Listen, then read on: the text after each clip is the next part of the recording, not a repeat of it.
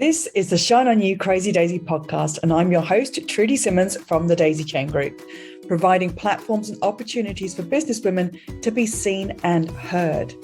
This platform is for the women entrepreneurs that want to hear the real stories of what it takes to be yourself and run a business with all the different hats that you might have to wear.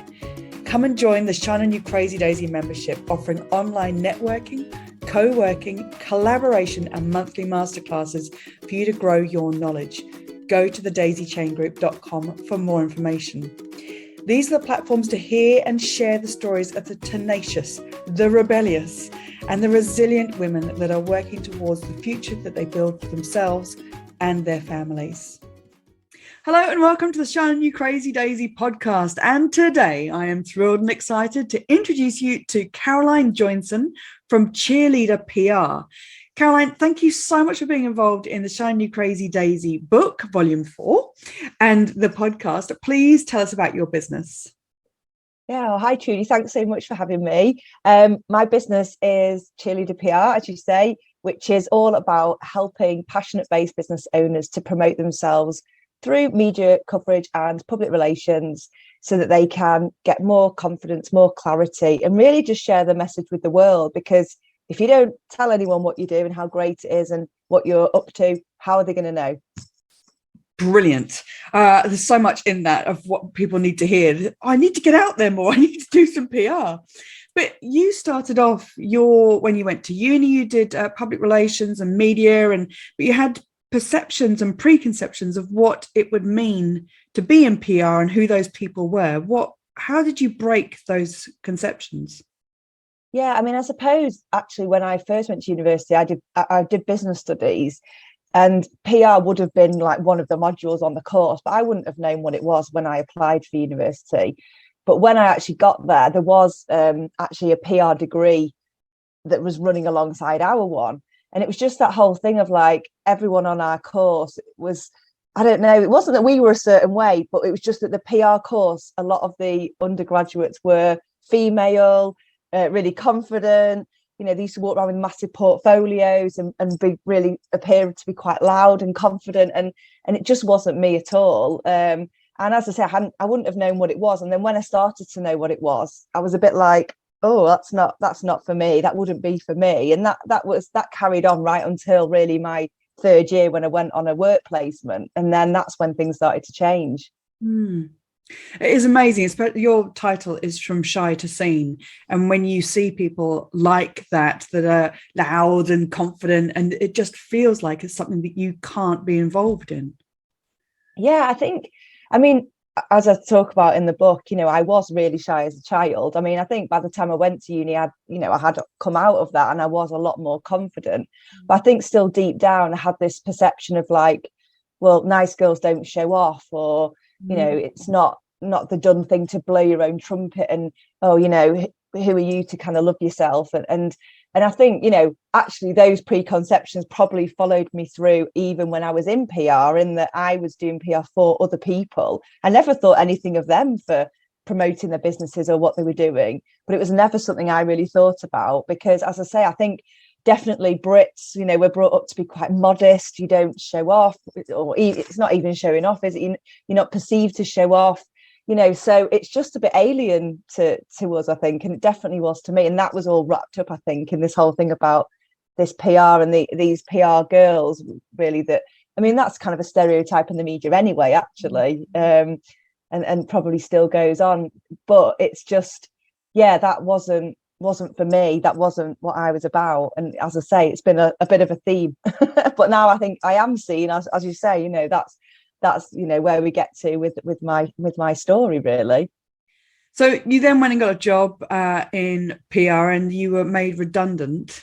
The feelings that you talked about in the book, I just read it and my heart broke for you, and I think they're the feelings that everyone can relate to. What were those feelings at the time and what happened next? Yeah, so I suppose, I mean, gosh, even, you know, when I talk about it, I'm right back to basically getting an email and into my inbox at work. And by this point, I'd worked in PR agencies. Now I was working as a senior press officer in an organisation. So I got this email, which was, you know, you've been invited to a meeting because there's going to be a change in the team. And we'd already been through one round of redundancies in the team, but I wasn't affected, and not many of us were. And when I got this email, it was like, oh, this is weird. And I said, oh, have you got this email? And everyone in my team was like, no, no, no. And then it was just me. So I think that probably made it even worse. It was shock. It was just like I burst into tears. I was devastated because actually, I was pregnant. I was 6 months pregnant with my second daughter. And I was getting ready to go on maternity leave. I was kind of like, just finishing things off. So it was completely a shock, a bolt from the blue, if you like. And yeah, I felt really embarrassed and really ashamed and like humiliated. It was just, it was horrible at the time. And, I felt embarrassed even to tell people what was going on. That's how sort of badly I took it and how badly I felt about it. Well, how badly it was handled as well. Yeah. Well, yeah, exactly. Wow. That was the other thing. So you then went on maternity leave, did you? And what happened after that? So basically, I went through the redundancy process, which was that I could either apply for a more senior role, which was full time, and I had no guarantee that I would definitely get it. And by that point, I would have had 2 young daughters, or 2 young children. I didn't know she was going to be a girl at that point, but I would have had 2 young children. It was like, I don't think that would be the job for me anyway. So I went through the process and then said, actually, I'll take the voluntary redundancy, actually, because this isn't the option for me to try and put myself through a recruitment process as well. And actually, once I made that decision, I felt loads better because it was like, right, I can have my freedom. I was able to get my maternity pay, which was a massive, benefit, because at the moment, for 3 days of the process, I didn't even know if I was going to get my maternity money. That wasn't great. But once I knew I was going, so I went off with my pay, did my maternity leave. And actually, I'd spoken to a friend who was freelancing before I went, and she was like, yeah, everything I said, like, oh, well, I won't want to do it full time. She's like, that's fine. And I'm not sure about this. She's like, that's fine. She was like, really encouraged me just to do it anyway. But sort of fast forward to when Anna was 11 months old, and it was like, she actually got in touch and said, I've got a couple of clients. Would you be interested? I'm giving them up. And I was like, oh, no, it's fine. I totally lost my confidence. And then I kind of thought, I'll just ask a few more questions. And when she told me, what was involved and like the fees that were involved and the opportunity, I was like, do you know what? I've literally got nothing to lose. I've got to look for a job anyway. And that's how my freelancing career started and my self-employment career. Yeah, there was a line that you put in the book, which was having nothing to lose gave you an opportunity. And that really hit me, because if we could all approach each day, each thing that we try and launch, each thing that we have so much fear behind, we've got nothing to lose, and there is an opportunity, which is what you did. And look at you now. So you then set up a PR agency, and you're doing PR for other people. And then at some point you realized that as much as championing and cheerleading other people, you needed to do that for yourself as well. How did that feel to you? How did you manage it?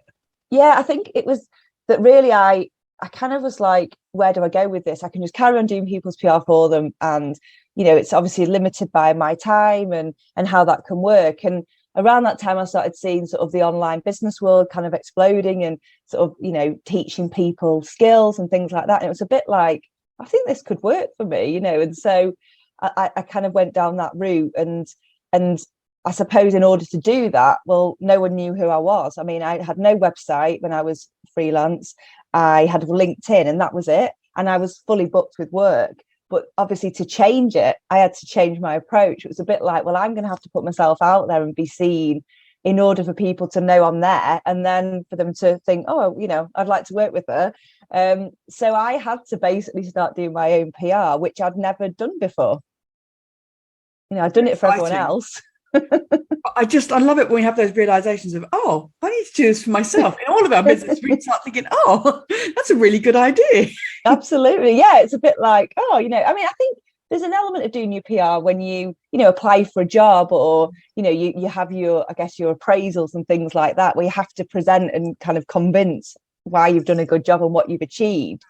But that's like within the walls of your organization, whereas going out there and building like a personal brand, essentially, then it's going out publicly. And that was something that I'd not really I'd never done before. But I'd seen, I'd seen other people doing it. I knew obviously the principles, but for me, it was like, right, I'm going to have to actually if I want this to work, I'm going to have to put myself out there.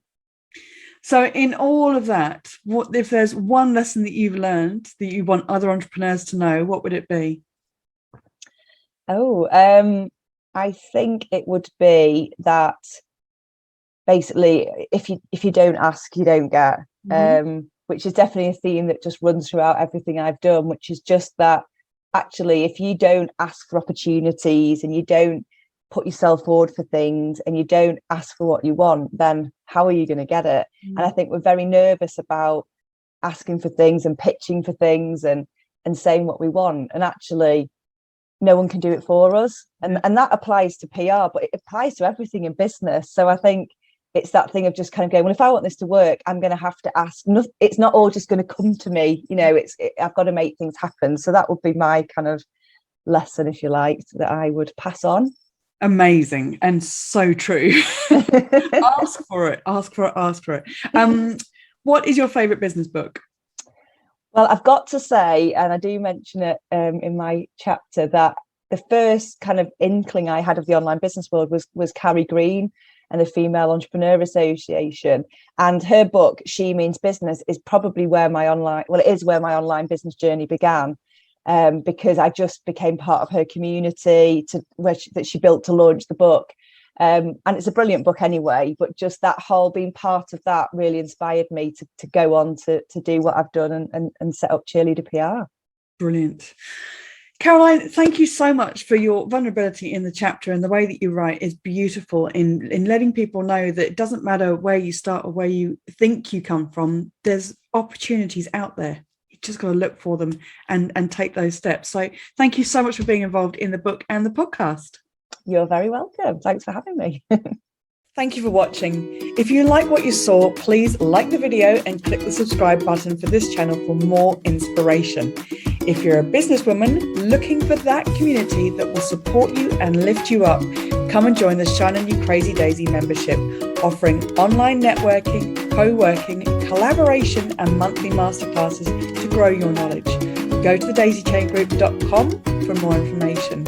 And for even more inspiration, please go to the link under the video and get your copy of the Shine On You Crazy Daisy series of books with inspirational and motivating stories from businesswomen around the world.